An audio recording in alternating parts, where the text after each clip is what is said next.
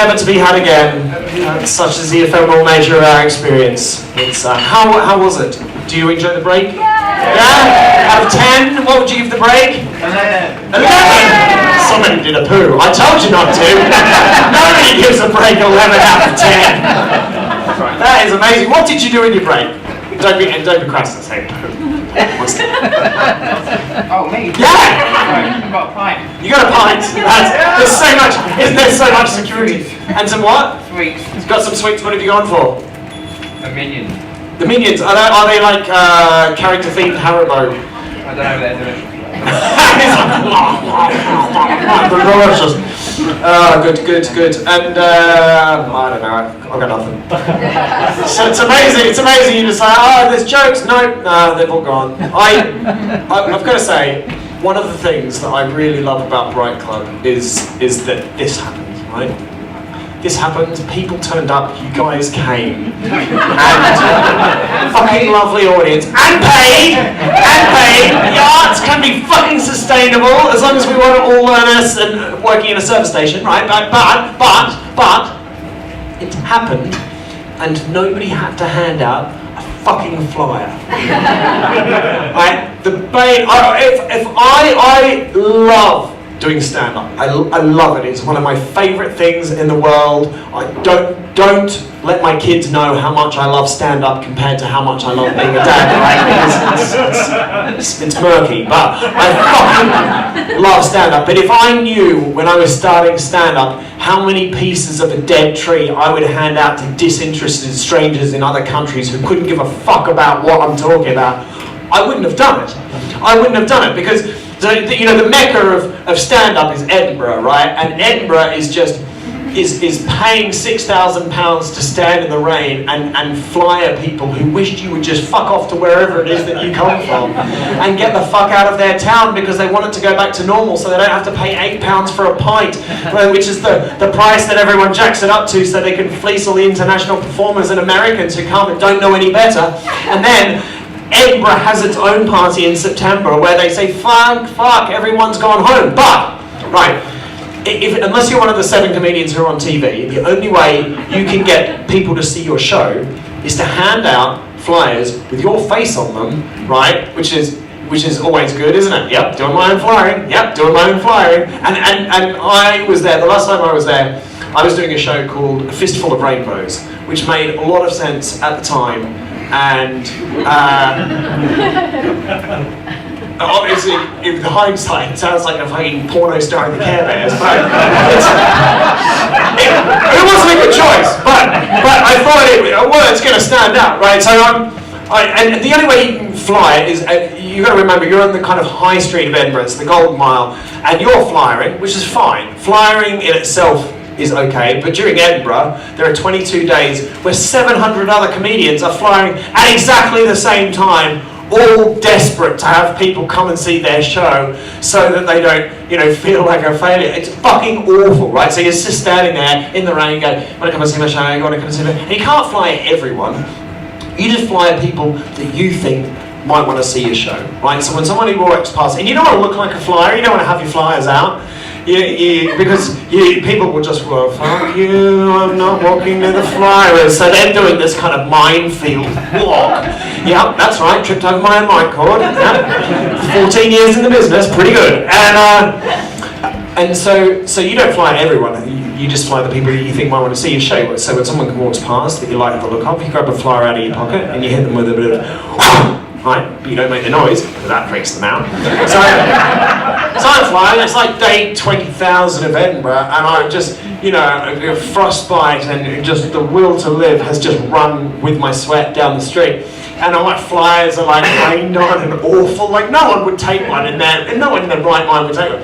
Anyhow, I saw a guy, he walked past, and I thought, he wants to see my show. And I grabbed a flyer, and about halfway through the flyering motion, when he turned his head to the side, and on his neck is a tattoo of a swastika. And I've just gone, panicked, because I've got nothing for him in the show, right? I really want to be inclusive. inclusive. I want everyone to come and enjoy the show, but draw the line at fucking Nazis. Certainly draw the line at fucking Nazis. Never again. But you can make that mistake once, right? It was dark. But the problem was, like a neck tattoo is just like the worst. Like a neck tattoo is just a serious kind of tattoo, isn't it? It just fucking screams, I'm not working in front of house ever again! And it doesn't matter what it is on your neck.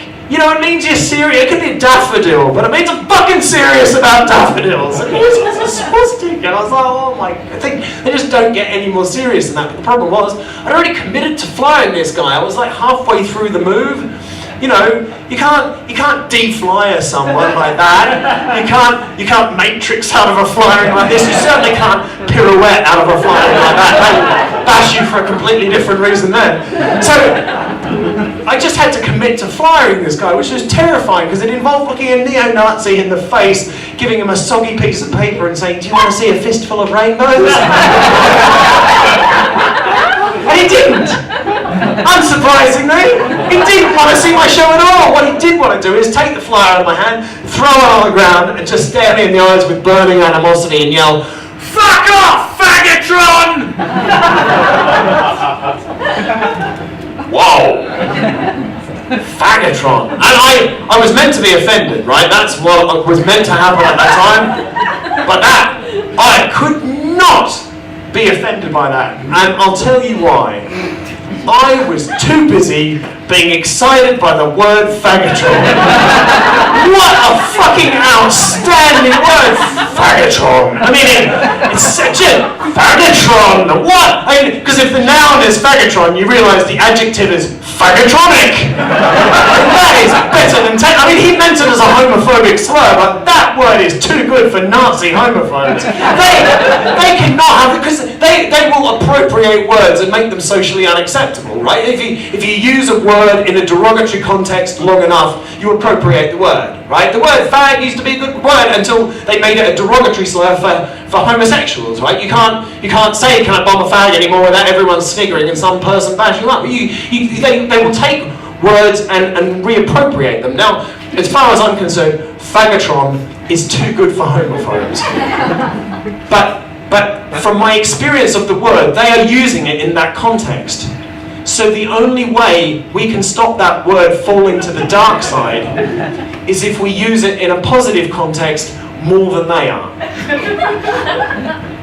Now, the mission, should you choose to accept it, is to help us reappropriate this word and build it into the canon of the English language, because English language is a fluid, dynamic thing, right? So it's an organism, and we can evolve it. And I think faggotron, and faggotronic in particular, should be a part of that. Now, it sounds like an awesome word. I think it should just mean awesome. Right, I think that's what it should mean. And fuck, if you want to change it, make it mean something else, as long as it's positive, I don't care, right? But it's a start of a 10. When somebody says tomorrow, "Hey, what did you do last night?" You should say, "I went to a show," and they're going to say, "How was it?" Irrespective of your feelings of the show, I would encourage you to do a social duty that is more rewarding than ticking a box, and having fucking whoever get in anyway and run the country into the ground, right? All I want you to do is stare the person in the face and say, "How was the show?" "I'll tell you how it was. It was completely faggotronic!" You'll obviously have to explain what you mean. I think you went to a different kind of show. Right. I've got your last name, Emma. It's Ryan, isn't it? It is Ryan. It's good. There we go. 2 first names. I quite like it. Okay. Got a first name. Yes! Double down. Have you got a middle name? Got a middle name as well. What is it? Marion. Ooh, good name. Good name. That's a strong name. No, I like that. Marion. That's got balls to it. Good. Excellent. Well, no surprise who's on next. It's Emma Ryan. Marion Ryan. So, I'm going to say it one more time. Pick that up and welcome to the stage. So please start with thunderous applause and go live!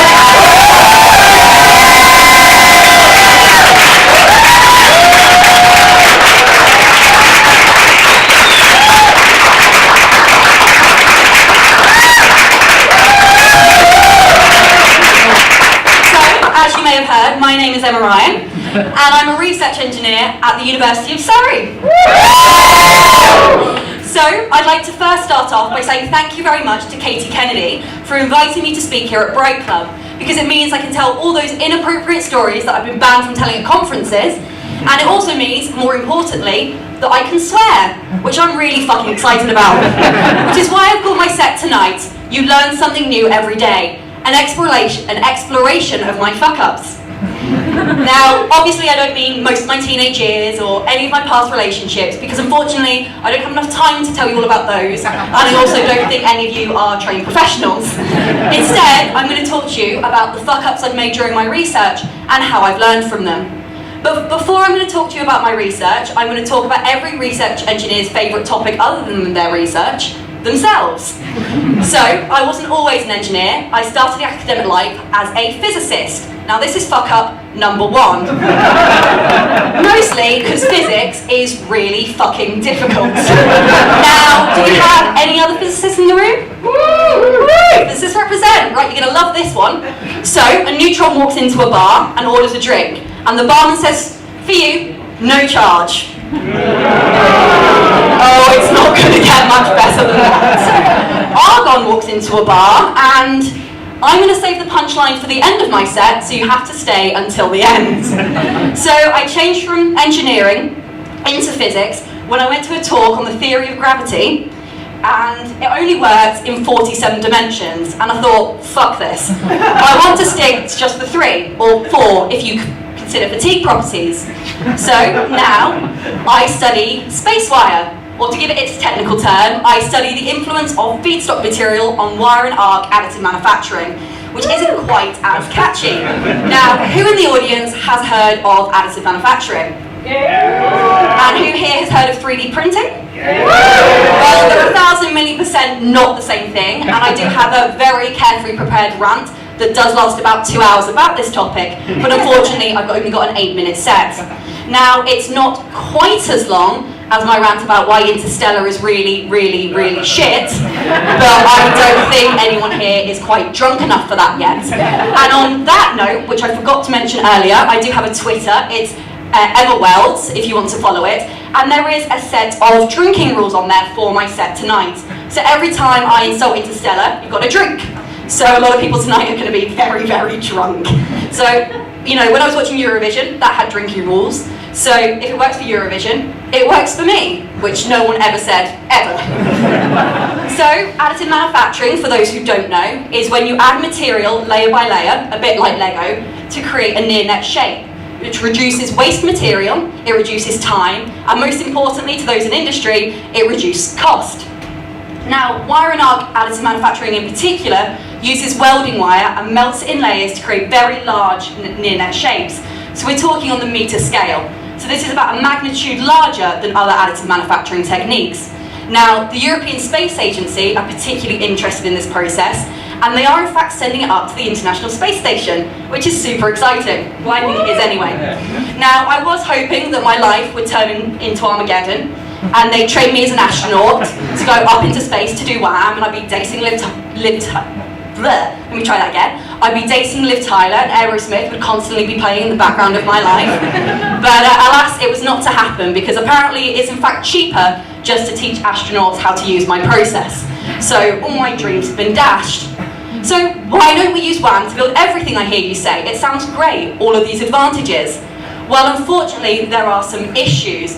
There is a lack of reproducibility of builds. So sometimes we get the Serenity, the 2001 A Space Odyssey of builds. It's flawless, it's a thing of beauty, it's an absolute masterpiece. And sometimes we get the Interstellar of builds. Shit. Now, what I mean by this is we get non-uniform layers, we get the wrong geometry, and we also get a black surface deposit on our parts. Now this is fuck up number 2. The day that I learned that I have to be very careful what I Google on work computers. It's also known as the time I'm amazed I wasn't fired from my job and arrested. Now, this black surface deposit has another name. It's also known as smut. Now, I'm sure everyone in the audience can see where this is going. So I was getting really into my research at my desk, and turned to every academic's best friend, Google, to find out more about my research. Not quite the answers I was expecting about smut, I have to admit. Now, I know you're all desperate to know more about smut, which is good because I am well experienced.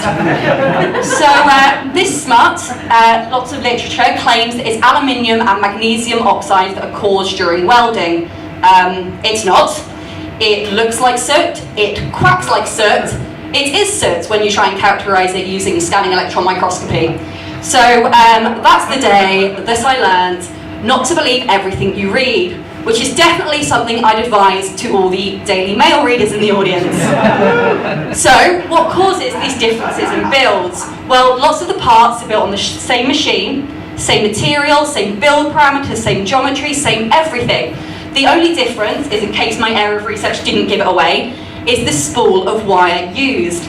Now, I've spent the past 2 years playing the world's most boring game of Spot the Difference, which is the first time I've been allowed to call it boring, because I'm not allowed to do that at conferences and call science boring, unfortunately.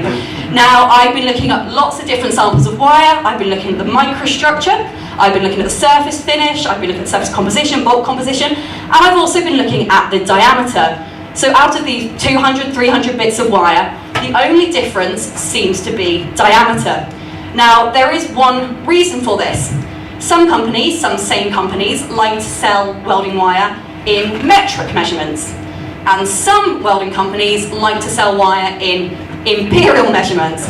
Now, I would like to point out that America, a country that has just voted Donald Trump as its president, uses imperial. Now, it's quite obvious that they can't be trusted to make good choices. So, I finally had my eureka moment, what every doctoral student dreams of having. I had my hypothesis set up, differences in diameter causes differences in build. So I decided to set up an experiment to test this, so I built 2 wound walls with very different diameter wire. This is fuck up number 3. Now, I managed to get sunburn in December, in Cranfield, inside a building. So this is the day that I learned to always dress appropriately. And unfortunately, yes, it has taken 25 years for me to learn this, as my parents, who are sitting here in the audience, will attest to. Now, apparently there is a reason why people wear lab coats while they're welding. So we built these walls. Now, unfortunately, I haven't been able to bring them with me today because they're very heavy and I'm very lazy.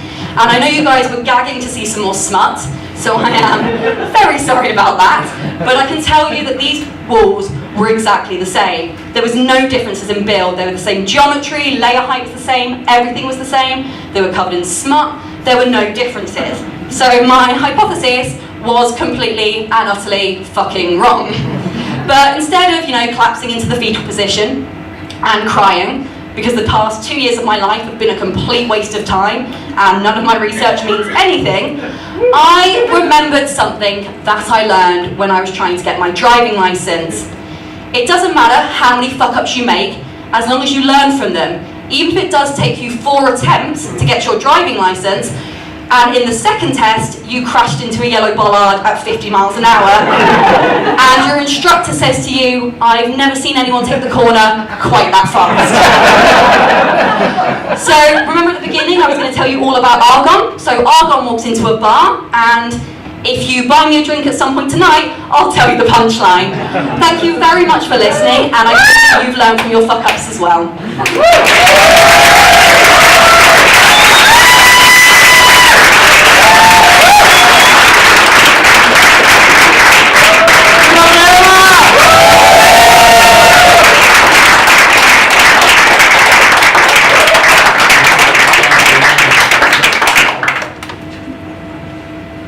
I just went a long way to explaining why 4 or 5 times in my life it's been alone, it's been dark, it's been night. I've googled people fucking on a sofa and I've just come up with pictures of black spots on 3D printed walls. And I just thought it was an obscure category of porn that I hadn't discovered yet and wasn't quite ready for. You still jack to it though, right? Yeah, I'm a professional. Kids are expensive. So we've got two acts left, and then Joe's going to come back and play us all out at home. I saw this guy in the audience, and I was like, that is a man who knows how to fucking dress. And then I found out he's coming on stage. I didn't even know he was here, so this is a surprise for us all. I don't know anything about him, except that he's going to come up here and talk to you right now, and that his name is Nick Warren. So would you please welcome him to the stage?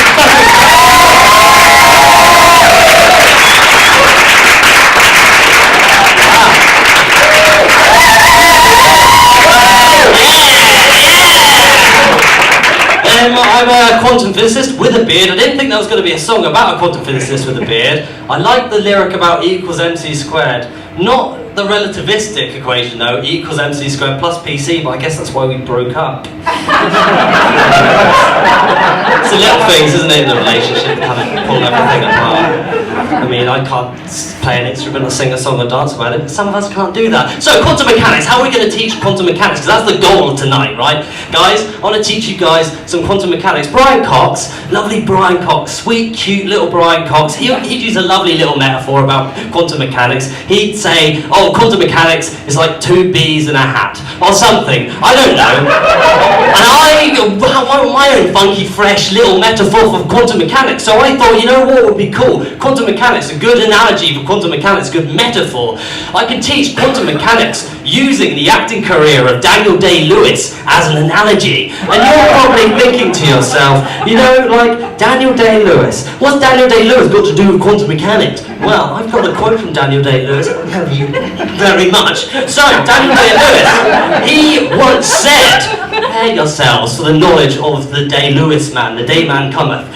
He said, in the world of the very small, where particle and wave aspects of reality are equally significant, things do not behave in any way that we can understand from our experience of the everyday world. He said atoms behave like atoms, nothing else. Now what Daniel Day-Lewis is saying there is he's saying particles, right, on a low level, they act a bit like waves and particles. They don't act like the particles you think you know. It's confusing, but it's true, and that's science. So, Daniel Day-Lewis, you're probably thinking to yourself, Daniel Day-Lewis, did he say that? That seems kind of weird. And I got that quote from the internet, and I thought, well, you know, has to be true. So I just carried on with my analogy and didn't really look back. And then, when I did look back, I realised that was actually by renowned physicist John Gribbin. And Daniel Day-Lewis has never actually said anything about quantum mechanics ever. And then I started looking even deeper and I realised everything I'd written was complete shit. See, Daniel Day-Lewis is a man, whereas quantum physics is a description of matter at a subatomic level. They're not the same. Daniel Day-Lewis was born and bred in London, whereas quantum mechanics was devised by physicists in the early 20th century in Germany. Daniel Day-Lewis is an actor, whereas quantum mechanics is the description of the quantization of energy in all physical fucking constants at the lowest fucking level, meaning everything I fucking wrote was complete shit. Daniel Day-Lewis isn't anything like quantum mechanics. I've written complete nonsense. Daniel Day-Lewis and quantum mechanics are not the same, they never were. But what if they are? Now that I have you. So, what do we know about Daniel Day-Lewis? Well, you're probably all thinking, well, of course, Young's double slit experiment that was done in the 20th century involved an electron gun fired through two slits on a screen. You're all thinking that, right? So, a subatomic particle, like an electron, this is how this happened. This is actual science, guys. Absorb this knowledge. They fired an electron, a series of electrons, through the screen, onto another screen. Now, what you'd expect to happen is if you shined a torch through those two holes, there'd be two beams of electrons there, right? That didn't happen. What happened was there was an interference pattern. Now, an interference pattern only happens when particles or anything behaves like a wave through the constructive and destructive interference of matter. Which means at a very low level, matter behaves like waves, which is strange because I'm not a wave, the stage isn't a wave, you're not a wave. Daniel Day-Lewis, he isn't a wave. So what you do is you get a camera, you put it in that box to repeat the experiment because you're like, what the fuck is going on? So you repeat the experiment, you look at the particles with the camera there, you repeat it, the electrons go through the slits, and they make the result you thought was going to happen in the first place, which means when you observe matter, it behaves classically. So that means when you have a camera on me, on you, on a subatomic particle, it behaves like something classical. It behaves like this stage. When you have a camera on subatomic matter, on a quantum thing, it behaves like Daniel Day-Lewis. Now I ask you the question, have you ever seen Daniel Day-Lewis when there's not a camera on him? Therefore, it is entirely possible that Daniel Day-Lewis in some shape or form is a subatomic thing. Who knows? This might sound ridiculous, but how do you know Daniel Day-Lewis doesn't, when the camera stops rolling, doesn't just oscillate off to work or whatever? I don't know what it does. Who knows, right? And then you're probably thinking, okay, Daniel Day-Lewis. Daniel Day-Lewis, maybe he's some kind of quantum mechanical guy.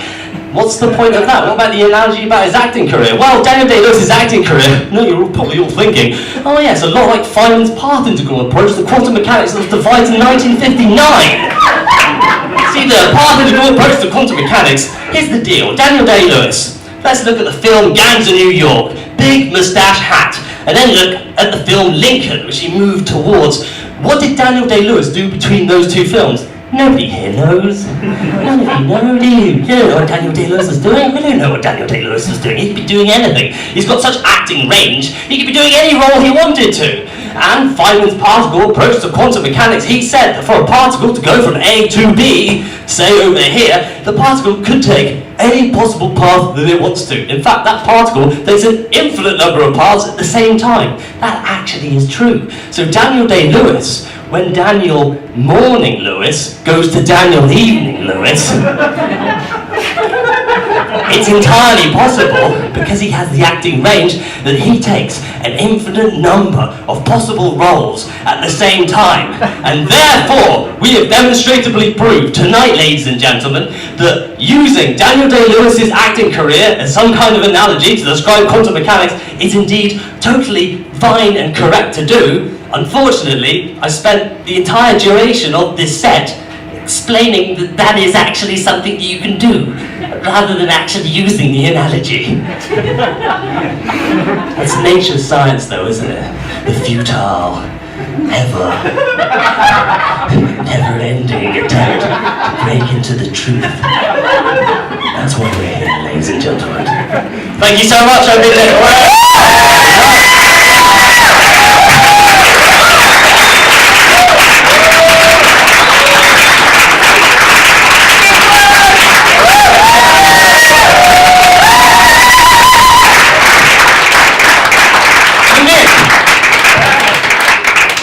So you're saying that if we observe Daniel Day-Lewis, he'll always behave classically, right? Yes. But what about if we weren't observing him traditionally? What if we had him on the end of like a string telephone with a styrofoam cup, and we were like, "Are you behaving classically or like a wave right now?" Would that count as monitoring him? Well, if you want to like get some funding from me.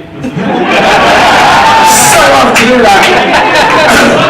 What do you need? We have fucking grant applications right here. Right, okay, get this right. We need 2 styrofoam cups. We can't have any cameras because we know he'll behave classically. Right? We need some string, so we're probably up to about 40p. And we need a couple of £1 million for Daniel Day-Lewis. And we need enough money for our time, right? So we, I don't know, how long would we need to observe him for? I don't know, like a couple of minutes. Let's fucking get this shit together. We should at least get this on Kickstarter. We want to know if he behaves like a wave when he's not being observed. I mean, we could tweet him right now. Someone tweet Daniel Day-Lewis. I mean, he won't be on Twitter because he's a serious actor. Just say, are you behaving like a wave right now? It will fucking freak him out. That's the best experiment ever. Why can't we get more of this? Like that, I've learned a lot tonight. That, and you throw stem cells in the bin. I just imagine some like Tyler Durden version of you fishes them out and turns them into soap that scientists wash themselves with. while all the while complaining that they don't have money to buy stem cells. Oh, this soap's great. Anyway, that was too obscure, wasn't it? John Arnold, are you ready? Because you need to do some recovery work. I just laid some comedy turds on the stage. Come here, John Arnold!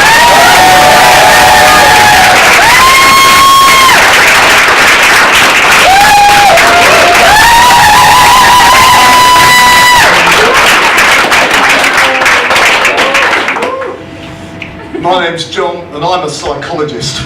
Thank you. And we're called psychologists because we make you sigh with the banality of what we tell you about the human condition. We tell you what you already know about yourself, but you use words you don't understand. And we get you to pay for it quite often.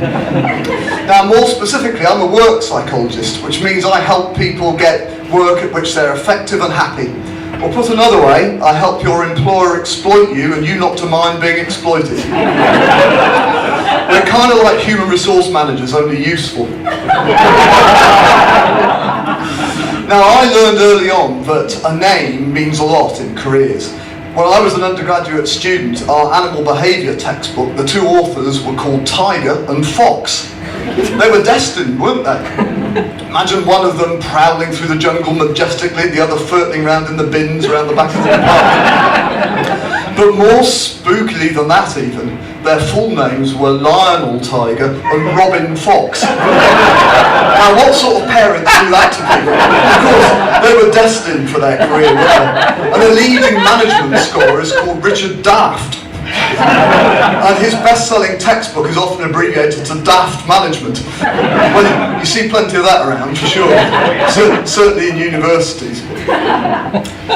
But I reckon, actually, that people should only be allowed to publish papers and books in areas that suit their names. So I'm very keen to see, for example, research on personal relationships in the workplace by you and me, human rights in the workplace by civil liberties, and how to hate your customers but make huge profits by Ryanair. I think your name can also dictate your career success. One of the founding fathers in the psychology of careers, which is my particular interest, is called Donald Super. You can't ignore a name like that, can you? Did you read the Super paper? Oh yes, it was Super.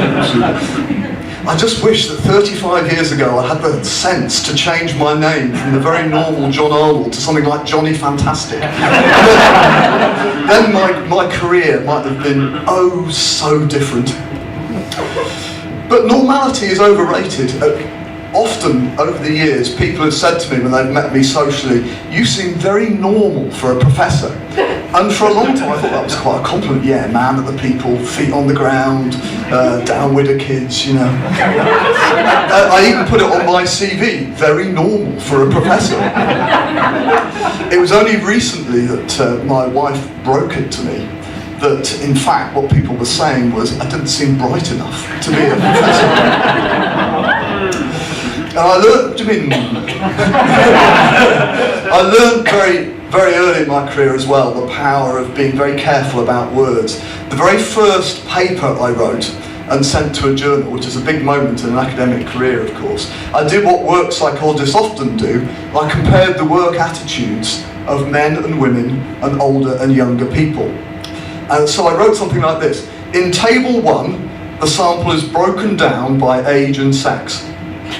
And the editor wrote in the margin, aren't we all?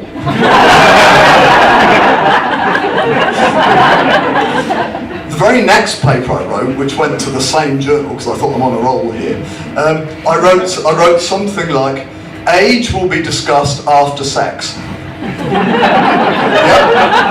This is a true story. He wrote in the margin, please rephrase.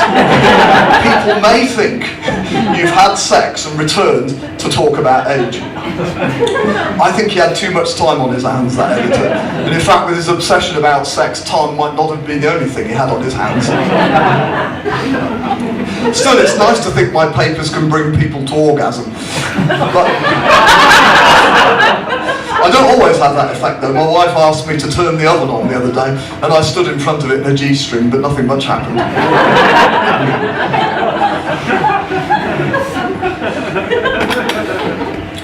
So, yeah, careers. Who'd have them, eh? This is code for I forgot what comes next, but I've just remembered. Being more conscious of words now, I'm quite surprised by how commercial organisations fail to appreciate the power of words. Apple are a good example. They've got iPads, iPhones, iTunes and all that. So why do they call their internet browser Safari? Surely they should call it iBrowse. And they could diversify. They could get into cruises, eyeliners, sadomasochistic sex equipment, eyelashes, and bungee jumping, eye drops. But the trouble with eye jokes is that they just get cornier.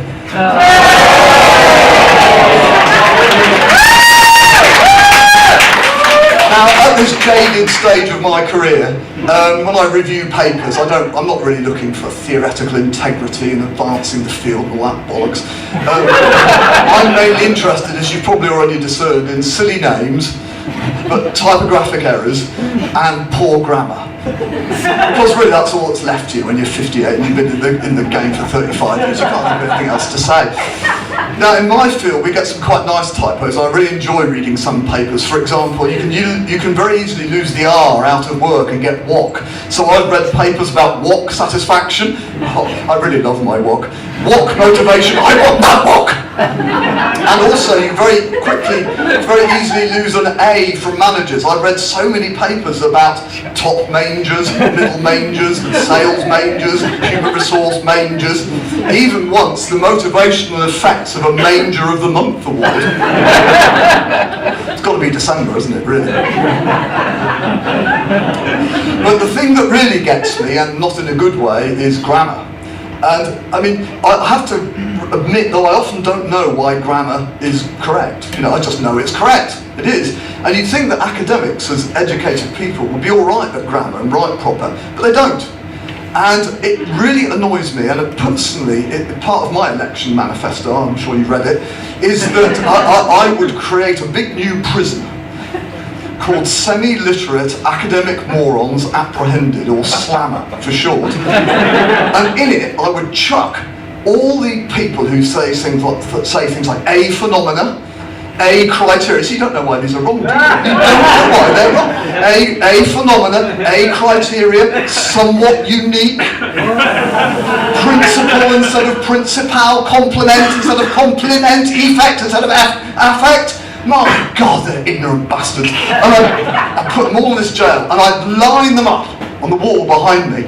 Now, I'm a reasonable man. I wouldn't shoot them. But what I would do to them, I'd address them. I'd say, now look, you lot.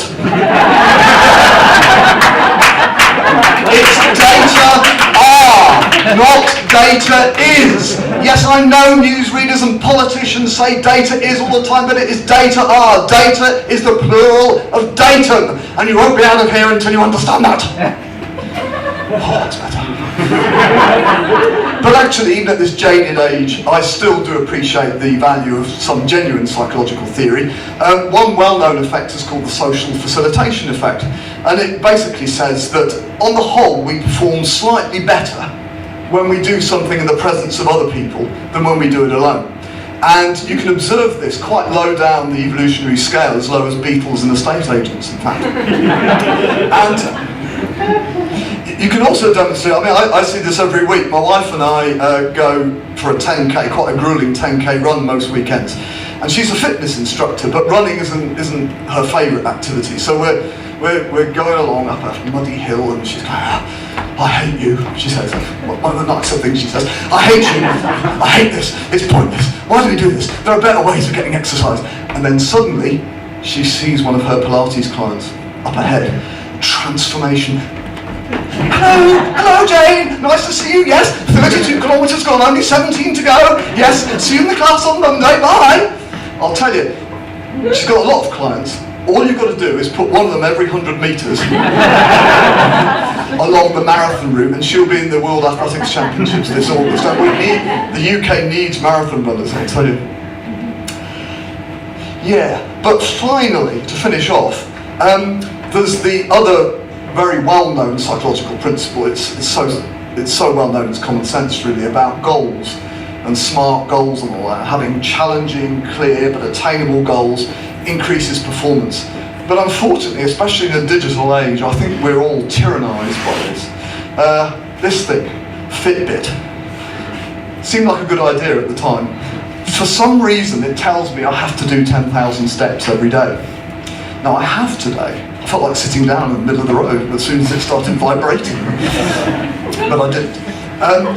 So this is a goal, and although I resent it colossally, it becomes important. So, you can imagine myself and my wife are in our bedroom, it's bedtime, and I realise I've done 9,500 steps. And she says, "Oh, come on, come to bed, come on, we're tired." I said, no, so I've got to do my other 500. It's 1, 2, 3, 4, 5, 1, 2, 3, 4, 5. Right, that's across the bedroom and back, that's 10 steps, so I only have to do that 50 times, then I'll come to bed. "No," she says, "I want your luscious body and I need it now." Why do you find that important? I said, but no, I'm sorry, I've just got to do these 500. I mean, it's my goal. She says, "Well, will it count thrusts instead of steps?" And I said, "I don't know, but you know me, love, I don't think it's going to stay on." And anyway, and anyway, you also know me, I'm not going to keep going for another 490. "No," she says, "you're dead right." Then suddenly inspiration strikes her and she brights up. "I know! Let's get Brian from next door to come and watch. Social facilitation effect. You've heard it before." Thank you.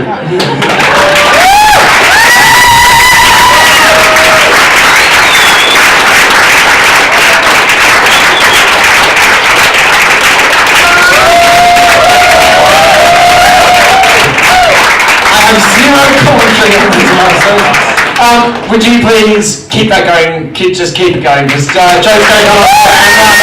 Please give it up.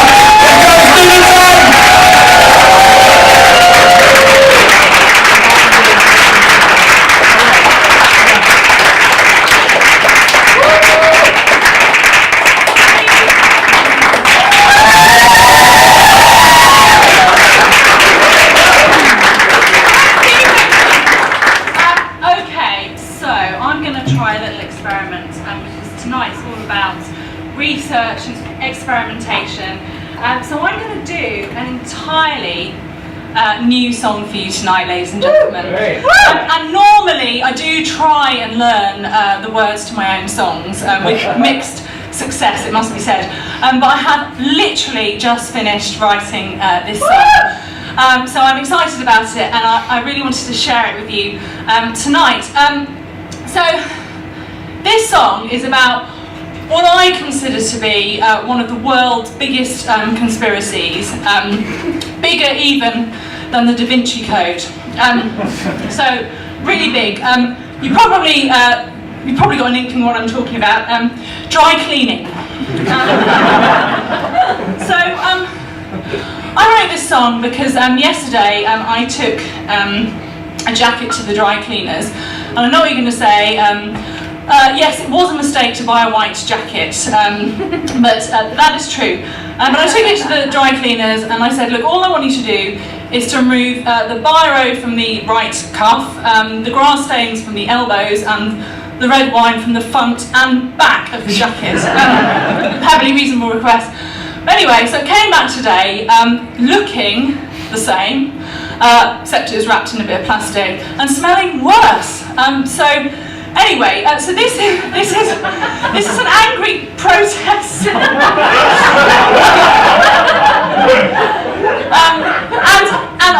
I've never played it before in public, and I've only ever played it a couple of times at home, so it'll probably go wrong. But I figured, oh, you're so nice, you won't mind. So here we go. Dry cleaning, you must be dreaming. It's a fake, it's a fable, it's a sham. then shove it in some plastic. Thank you, ma'am. That's £10.50. Dry cleaning, it has no meaning. It's a costly decision you'll regret. It's against the laws of nature. Just ask Einstein, he'll update you. For to clean things properly, they must be wet. We'll tetrachloroethylene, get your collar fresh and clean. How it works, does anybody know? I would say it's questionable, and that symbol on the label just means give this dress a press. The fools will never know. Dry cleaning is suspect, it's demeaning. The hangers and the wraps are all for show. Can anyone be certain what goes on behind that curtain? Cause your clothes still come back smelling of B.O. and with stains on. Your clothes still come back smelling of B.O. B.O. Thank you.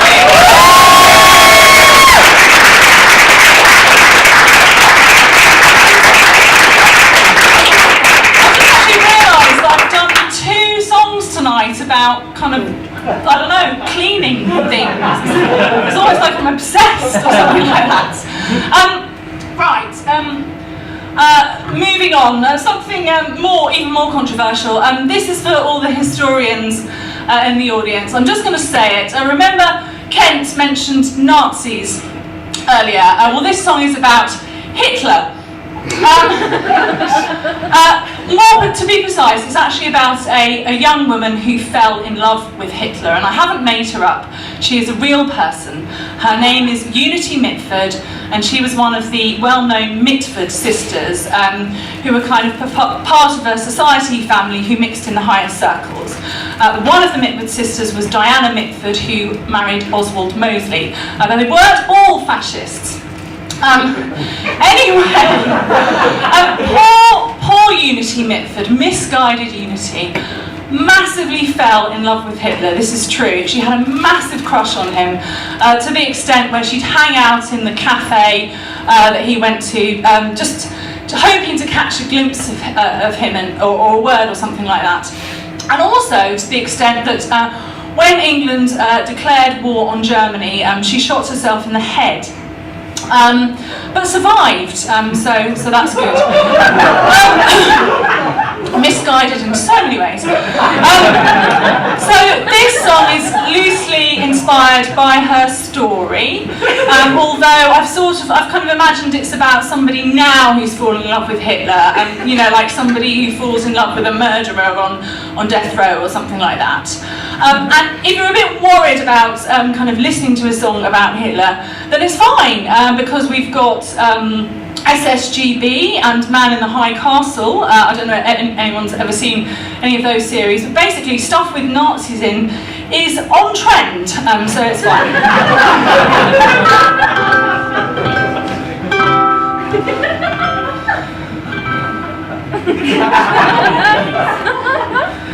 There is a lovely lady in the audience tonight. This is the sorry tale of her search for Mr. Right. She was a firm believer in passion with one look, and she found her soulmate in the pages of a history book. He's quite a well-known figure, but I'm glad to say he's dead. Pity the poor girl who can't get Hitler out her head. For he's the only Führer for her. Other Führers don't match up.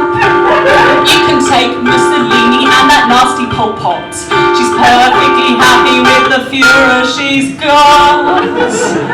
To find a man quite like him would surely take a while, for he's the only Führer for her seek home.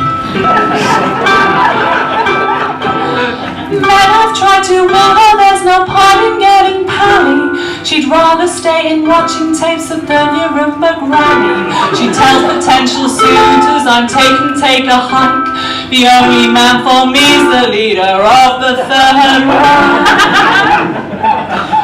She knows he has his flaws and some questionable views, but she likes the way he parts his hair and polishes his shoes. They're always lovely and shiny, for he's the only Führer for her. Other Führers don't match up. You can take Mussolini and that nasty Pol Pot. She's perfectly happy with the Führer she's got. To find a man quite like him will surely take a while, for he's the only Führer for her.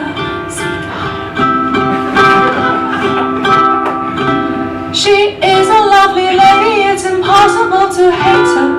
Even though she's fallen for a no-good dead dictator, she thinks that life as Hitler's wife would be an awesome trip, despite stubble rash from his moustache tickling her top lip. Maybe one day with DNA they'll somehow reconstruct him. If she'd met him in Berlin, she'd have definitely fancied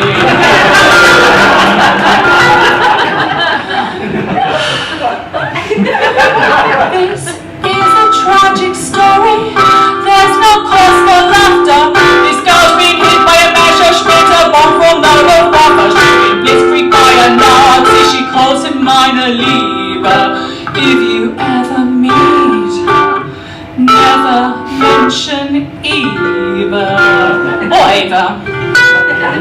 She thinks he's pretty perfect, only one minor failure.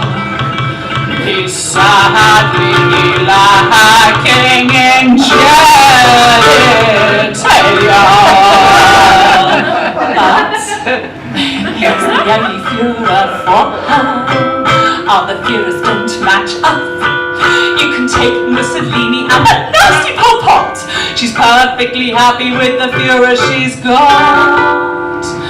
To find a man quite like him will surely take a while, for he's the only Führer for her.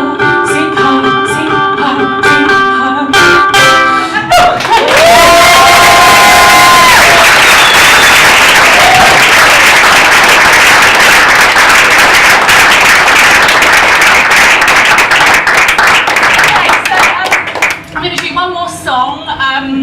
But before I do my last song, it's obligatory for me to mention the fact that I have a CD with some of the songs that you've heard on tonight. It's £5. If you want one, come and see me. If you don't, whatever. So now I'm going to do a song about everything that Hitler despised. Infirmity, disability and old age. This is a song about the shop at the end of my road, which is called Mobility World. It sells mobility aids, and it's a fantastic shop. And one thing I've noticed about people who work in the mobility aid industry is that they're very jolly. They're very jolly. For various reasons, which I won't go into, I was overseeing the removal of a stair lift the other day, and the man who came to remove it was very jolly, and in fact he is the man who put it in. And I said to him, oh, this must happen a lot. You come and put a stair lift in and then you come and take it away again. And he said very jollily, if that's a word, yes, you can, 3 to 5 years, you can almost guarantee you'll be back. But anyway, this song's very positive. It's very positive. And my boyfriend, who's here tonight, actually tried to remove the stair lift himself, but we still had to get the man, and it still cost £80. So anyway. So this song is called Mobility World. Again, feel free to join in the chorus. It's got a bit of a Latin feel, as you'd expect.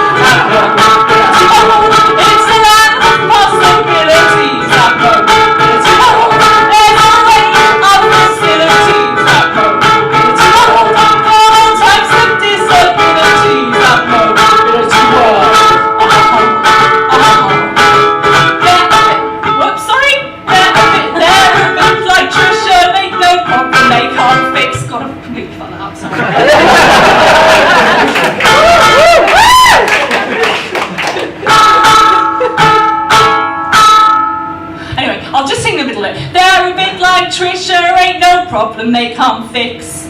They sell basket doors in and all types of walking sticks. If you haven't moved for years, it's your lucky day, for they'll strap you in a hoist and you're away. Right, live life in the slow way, give this scooter a try.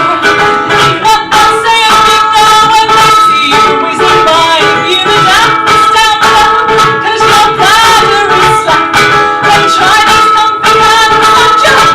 Never look back. That mobility world, it's a land of possibilities. That mobility world, there's a range of possibilities. That mobility world, for all types of disabilities. That mobility world.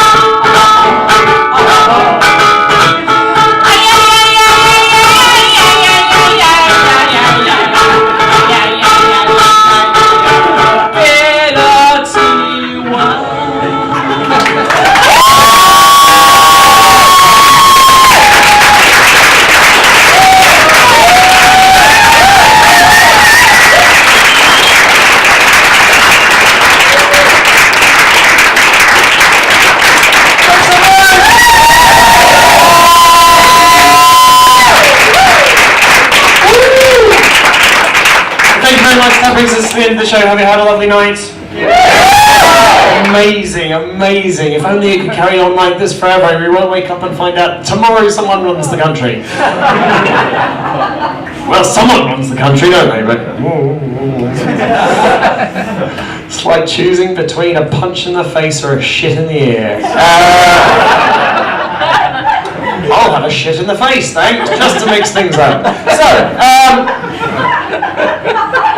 Pride Club is an institution, and like all institutions in times of tyranny, it needs your support, right? Because these things don't happen automatically. They happen with the support and love of a lot of people, and if you like Pride Club, you should come along, you should tell your friends, you should follow them on the internet, and that goes for everyone that you've seen tonight. Hunt them down like the dogs they are, and then like their status updates, or whatever is your thing. Find them on the tweet bits and the face things. That's good. So what I'd like you to do, I'm going to say everyone that you saw tonight, I'd like to give them a big round of applause, and also for the bar staff and for the people at the door and all that kind of stuff. Give everyone a round of applause.